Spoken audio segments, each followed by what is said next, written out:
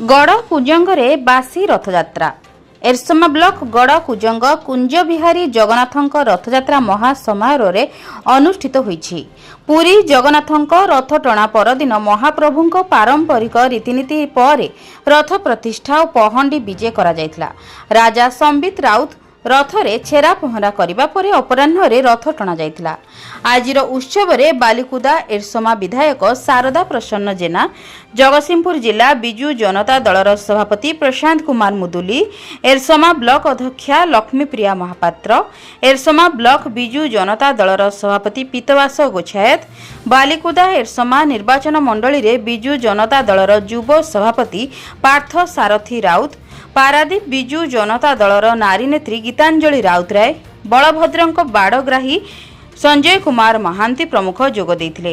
रथटणा पर्व आरंभ होई मामू घर पाखरे अटकीथिला। ठाकुरଙ୍କ मामू आईनजीवी अमृत दास धूप दीप आलती सहित पूजार्चना करि सारिबा परे संध्यारे रथ माउसी मांग मंदिर रे पहुंचीथिला।